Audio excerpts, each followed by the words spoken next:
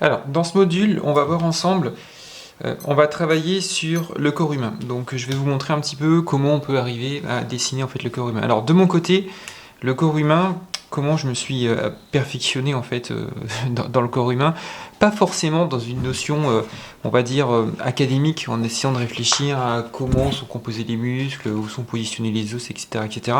Je l'ai plus fait en fait dans le sens de l'observation. Donc, je vais vous montrer en fait quelques dessins que j'ai réalisés. Alors, de mon côté, je me suis perfectionné dans le corps humain en réalisant énormément de croquis de modèles vivants.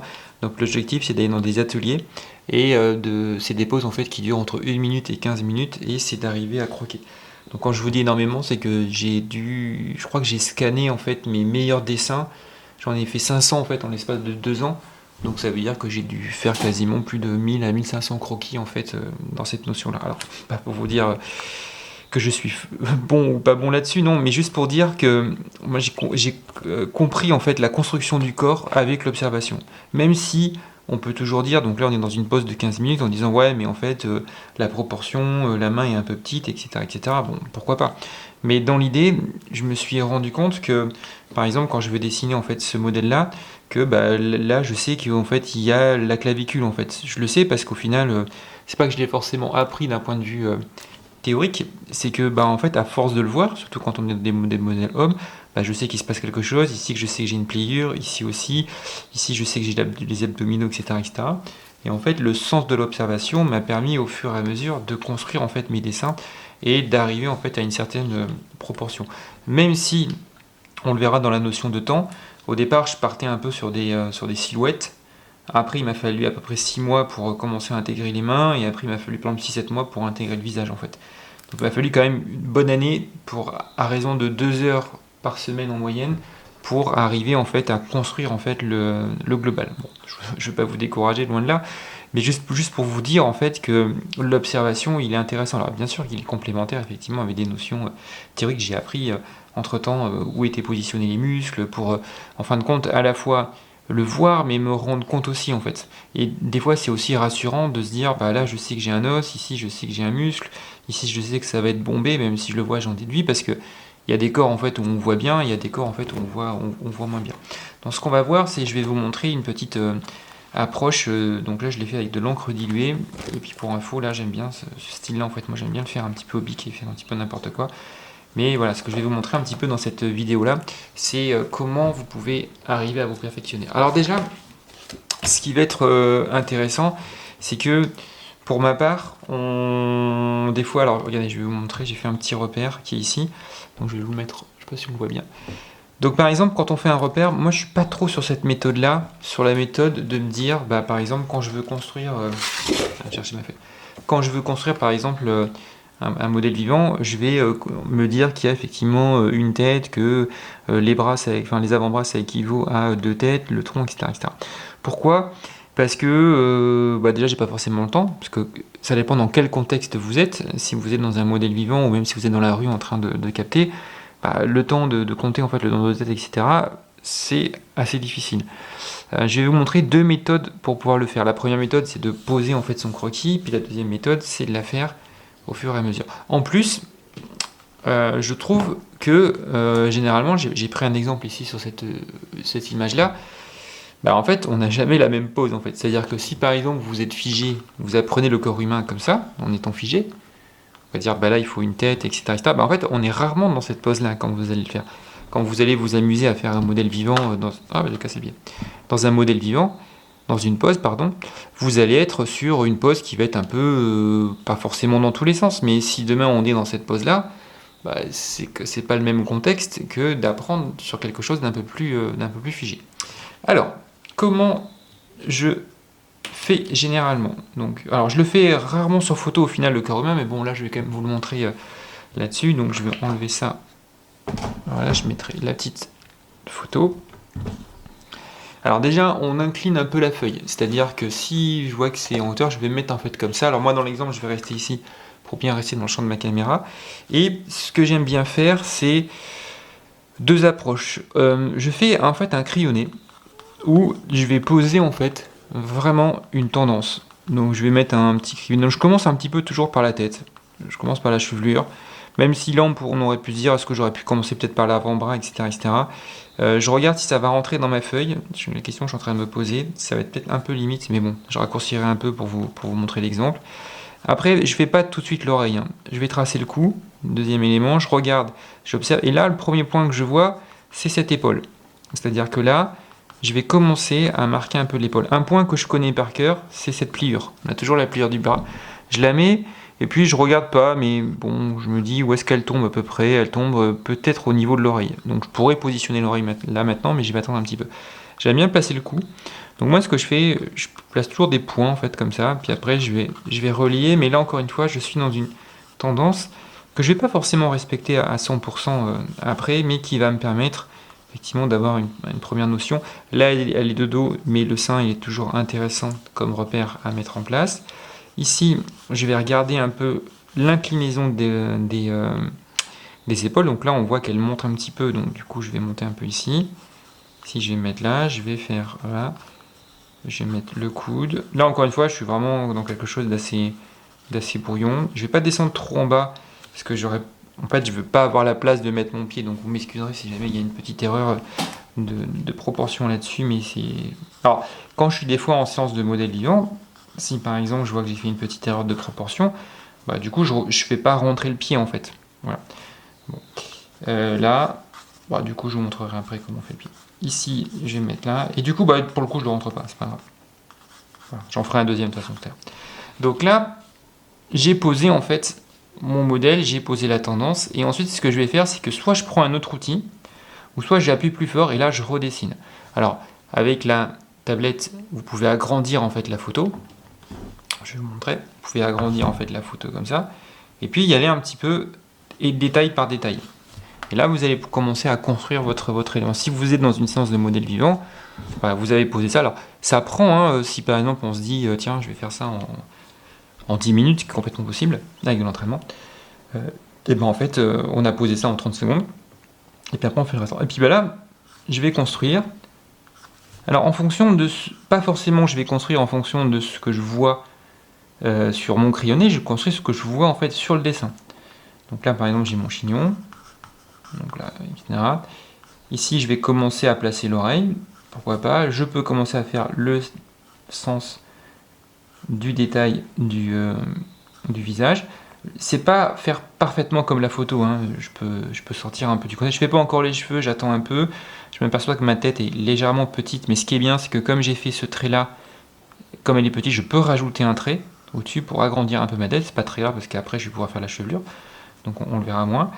Ici, je suis là, je vois sur ma photo qu'il y a une petite bosse ici. Ici, ça descend. Je mets ma pliure. Mon coude, j'observe bien la ligne. Je vois que ça plie ici, ça monte et ça redescend. On va là. Je connais bien cet élément au niveau musculaire. Donc là, on voit qu'elle n'a pas une musculature non plus hyper développée, mais je vais quand même un petit peu le dessiner.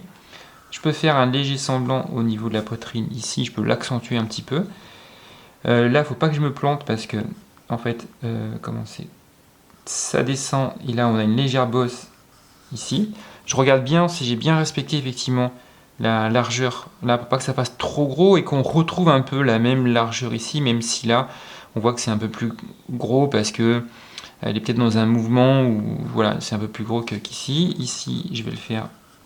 La main, on l'a vu dans l'exemple de courte de la main, je peux commencer à mettre une tendance. Je la fais pas tout de suite parce que je regarde si effectivement je vais réussir mon dessin ou autre. Ici, je suis là, donc là, je vais faire l'espèce de petite robe, jupe. Bon, du coup, je l'ai raccourci un petit peu. De l'autre côté, je vais venir positionner. Alors attention, là, on voit que c'est... En fait, si je devais tracer un trait, on arrive quasiment ici. Donc, j'aurais pu incliner un peu plus le visage. J'ai pas fait trop cette notion de rotation. Ceci étant dit, je peux l'indiquer dans un trait ici. On va faire ça. Et là, je viens de me rendre compte que c'est plus ma distance ici, elle est plus longue en fait ici. Donc je vais chercher un tout petit peu plus. Je remets ici mon repère. Le coude, alors le coude, je peux tracer la ligne et je vois bien qu'il est positionné là, mais comme en fait elle est légèrement, elle court un peu, on a une très légère inclinaison. Donc là, je vais remettre toujours mon repère. Ensuite, je relie. Bon, là, je vais faire un peu plus rapide. Ici, voilà. Donc là, je suis arrivé en fait à un deuxième niveau. Donc là, je m'aperçois que j'ai fait une petite erreur. Donc là, à partir de là, si par exemple vous l'avez fait au bic, et puis que vous pouvez effacer votre crayonné, et puis après on va rentrer dans un troisième point de détail, on va agrandir un peu, on peut incliner son crayon si vous avez ce crayon-là, et puis là on peut venir un peu sculpter ce qu'on va avoir en fait au niveau musculaire, donc l'omoplate ou autre. Ce qui est aussi intéressant, c'est qu'en le mettant ici, on va pouvoir commencer à venir faire sa petite chevelure. Je le fais un peu rapide, ou positionner son encre, enfin par exemple, son noir, ses ombres. Si j'avais voulu aller plus loin dans l'image, alors je vais peut-être le refaire, ouais, j'ai de la place ici, donc là je vais le refaire en fait un peu plus rapide, mais de façon petite pour venir caser en fait le pied, donc je recommence, je fais en fait, je positionne les cheveux, je positionne l'oreille, puisque au final, comme je viens de le faire, je suis plus rassuré dans mon dessin et je commence à le connaître un peu. Je positionne ici, ici je mets le bas de bras, donc je vous montre un peu comment je le fais de façon un peu plus rapide, parce que on peut après faire dans des entraînements comme ça, des dessins en fait d'une minute. C'est possible, hein, ça passe relativement bien, donc hop, on va faire là. Je le fais peut-être un peu moins bien parce que je vais un peu plus vite. Ce que je veux juste vous montrer, c'est la jambe. Alors la jambe, je vais mettre ici, je vais mettre mon repère, un peu comme les mains. Je ne sais pas si vous avez fait le module sur les mains, mais moi j'aime bien, c'est venir positionner l'intérieur, ensuite relier. Donc là. Et là, ce que j'aime bien faire, c'est d'abord dessiner le pied en fait. Dessiner le pied. Alors, quand on dessine les pieds, sur le petit repère que je mets ici, ce qu'il faut savoir, je me suis fait un truc, c'est-à-dire que le pied en fait est quasiment, alors je me suis fait un petit repère comme ça, que je vous mettrai en fait en pièce jointe si vous voulez récupérer. Le pied il est quasiment aussi grand que le visage, donc je me suis fait des petits repères pour montrer en fait comment on vient positionner en fait le corps direct, les proportions en fait, pour bien garder les choses. Parce qu'on a toujours tendance un peu au départ à faire des pieds un peu petits, et si je veux réutiliser en fait cet outil là, ou une feuille, hein, vous pouvez prendre une feuille pour faire une sorte de règle, je vais m'apercevoir que ma tête en fait elle est grande comme ça, et que pour le coup mon pied va plus ou moins s'arrêter ici, même si on a les petits orteils qui dépassent. Donc c'est bien de... Vaut mieux faire d'ailleurs un pied un tout petit peu plus petit, tout petit peu plus grand, pardon, que de faire en fait un pied plus petit en fait. En plus là, surtout que le pied il est un peu au premier plan, donc ça va quand même donner une première planche. Je crois que je l'ai fait là, ça me fait penser à ce dessin là. Alors j'ai peut-être fait un peu gros. Celui-ci en fait, où les pieds sont un petit peu grands en fait. Et du coup je trouve que ça donne plutôt bien. Donc ici par exemple, si je mesure mon pied, il va être, vous voyez, quasiment aussi grand que le visage en fait. Donc là je l'ai fait peut-être un peu grand, mais je ne l'ai pas forcément dessiné. Bon là pour le coup j'ai fait des pieds un peu gros, mais bon après ça match bien. Ce dessin il est assez apprécié d'ailleurs. Voilà. Bon là j'ai fait la chevelure en fait. Mais bon, encore une fois, à vous de voir dans quel contexte vous souhaitez le faire et puis ce que vous voulez en fait apporter à votre dessin. Donc j'en reviens ici. Ici je fais mon pied. Est-ce que je dessine en fait tout mon pied? Ça dépend du laps de temps que j'ai. Est-ce que je dessine tout? Est-ce que je mets plus ou moins une tendance? Et après je vais dessiner en fait le mollet. Voilà, qui va être là. Ici. Et puis après on a un petit bout de pied qui dépasse. Donc, une fois qu'on a fait ça, on peut prendre après son crayon. Donc moi je vais prendre, je cherche en même temps, qu'est-ce que je vais prendre? Je vais prendre lui, je vais prendre un crayon noir, et puis après, je continue. Hein. Et là je vais venir retracer mon dessin, donc je ne vais pas tout le faire parce que j'ai déjà fait. Voilà, je retrace. Ici, je mets là, alors j'aurais pu effacer en dessous avant, non, j'aurais pu effacer un petit peu. Là je me mets là, bon je vais pas tout faire en fait, parce que le but c'est pas... Je vous l'ai déjà montré un petit peu tout à l'heure. Et je relis. Voilà, je fais mon pied. Donc, ce que vous devez faire de votre côté. Ce qui va être intéressant, c'est... Il y a plusieurs étapes. La première étape, c'est quand même de comprendre un peu. Et ça, vous l'avez en fait dans de nombreux bouquins. En fait, des bouquins qui vous expliquent un peu la proportion, etc. Même si moi j'en ai lu, j'en possède des dizaines, j'ai jamais tout compris en fait, parce que on se dit ok, il y a deux têtes, etc., etc. Mais ce qui est bien, c'est de se faire une petite fiche comme ça, des petits mémos, et puis quand vous construisez en fait votre corps, vous allez vous dire, bah oui, effectivement, quand je suis ici, par exemple, alors moi j'avais pris ce premier repère-là, qui était le bras complet. Donc dans le bras complet, on a, là c'est 100% de la longueur du bras avec la main, donc c'est réparti en gros jusqu'à la pliure du bras, donc on va dire de là jusque là, on a 45% de distance, entre là et la main on a 37% de distance, et après on a 18% de distance. Sauf que c'est facile quand le bras il est tendu, mais quand le bras il est plié, il faut arriver à refaire la même chose. Donc en fait, je vais vous remontrer en fait un petit schéma. Imaginons que mon bras il fait comme ça. Ici ça casse, là, et puis après j'ai la main par exemple, ici. Donc là, je vais respecter une distance de 45%, ici environ 37%, et ici 18%. Et puis après, je vais adapter ça dans le contexte de la façon dont c'est positionné. De même que l'autre repère que j'ai, c'est que quand je positionne mon pied, c'est quasiment la même, on va dire, hauteur que la tête, et que j'ai aussi la tête est égale aux 3/4 de ma main en fait. La dimension de ma main est égale aux 3/4 de la tête. Donc c'est-à-dire si ma tête elle est là, par exemple, je fais une tête vite fait, la main va quasiment s'arrêter. Je fais une moufle, elle va quasiment s'arrêter ici en fait. Donc vous pouvez vous amuser en fait à construire comme ça pour, dans un premier temps, un peu comme quand on apprend le visage, il y a cette notion que ce soit des automatismes. C'est bien beau de voir où est-ce que ça se positionne, mais c'est vrai que le fait de connaître les proportions, c'est intéressant. Après, ce que vous pouvez aussi faire, c'est reprendre cet outil-là, ici, enfin ça, un compas, ou même, je vous l'ai montré avec la petite feuille, en fait, faire une règle, et puis vous habituez, en fait, à mettre les proportions. C'est-à-dire, par exemple, effectivement, là, est-ce que... j'aurais pu faire un peu plus grand. Ceci étant dit, sa tête, elle est un peu inclinée. Donc là, je l'ai fait un petit peu grand pour donner, en fait, une première approche de mon pied. Mais après, je peux m'amuser, effectivement, à reporter, en fait, ces distances-là pour, effectivement, reconstruire mon corps. Ça peut être une solution. Après, on a aussi une autre approche, si vous voulez être beaucoup plus précis, c'est d'aller chercher, en fait, les dimensions. On va vérifier, d'ailleurs. Si je prends le pied, en fait, qui est ici, alors... Voilà, on peut après s'amuser, vous voyez, à reconstruire le visage. Vous pouvez vous dire aussi, est-ce que le pied, combien j'ai donc là, c'est ma tête, combien j'ai de tête en fait ici. Voilà. Et à partir de là, vous reconstruisez. Donc là, on voit bien que la tête, elle peut loger en fait ici. Et donc vous vous dites que dans le positionnement de mon dessin, la tête, effectivement, va venir se positionner en fait ici. Donc, pour vous aider dans ce petit module-là, ce qu'il faut, c'est vous faire des repères, vos propres petites fiches de construction avec cette histoire de tête, de proportion, et pas forcément prendre la mienne en fait, mais vous entraîner vous-même en fait.